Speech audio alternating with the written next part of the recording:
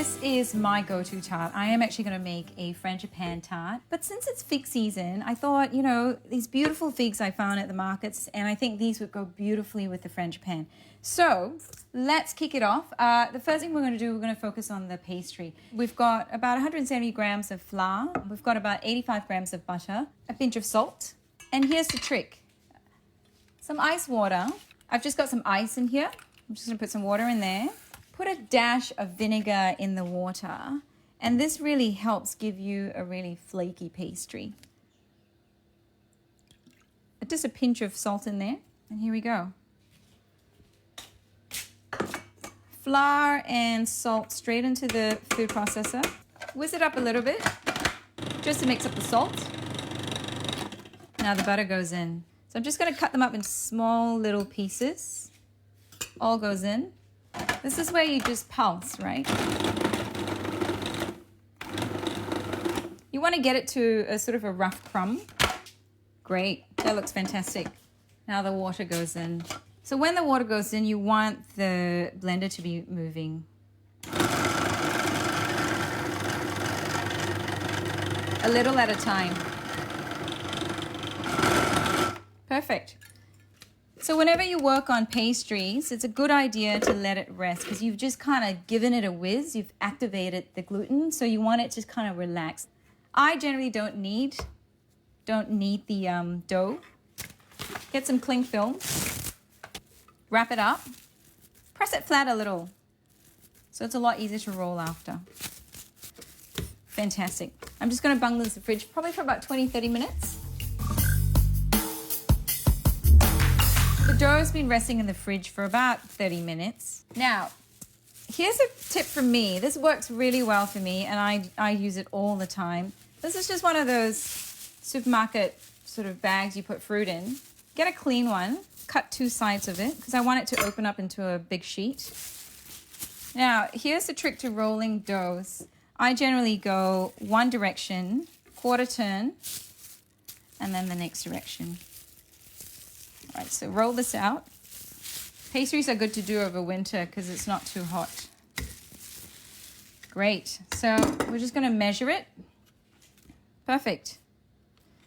Spray it in. Just make sure you get into all the little corners. And then shake it. Okay, now to get the pastry in. So what I normally do is I kind of peel it off on one side, flip it over onto the other, peel it off as well. So it's kind of loosened itself. This goes over the top. Flip it over. Hands into the nooks and crannies.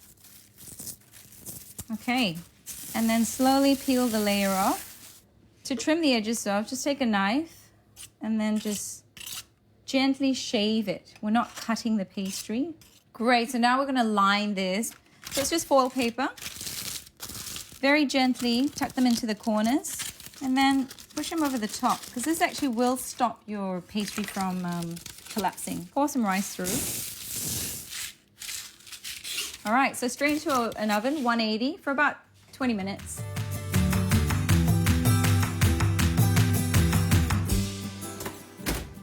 Tart's ready. I'm just going to check the pastry. Perfect. And if you want, you can essentially take this out beforehand. Dry it out a little bit in the oven for another 5 minutes, but I think it looks pretty good. Let's just let this cool. This is my favorite bit, the frangipane. So here we've got some room temperature butter and 100 grams of sugar. So there we go.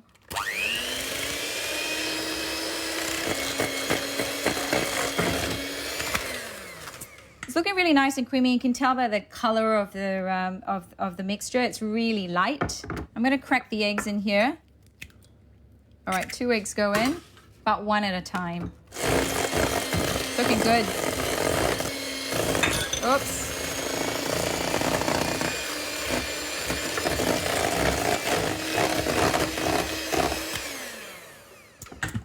Now we're going to add in a little bit of vanilla, about a teaspoon. Everything tastes better when you've added vanilla to it. Whiz it up a little bit more. I like adding about a tablespoon of flour in here. Just helps firm up the mixture a little bit.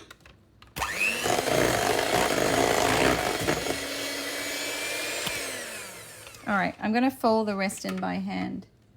So here's about 100 grams of almond meal. Fold this together. Now we're gonna fill the tart in here. Just dollop them all in, and then we're just gonna spread them out. Wonderful. All right, we're just gonna put this straight in the oven, 180, probably about 40 minutes.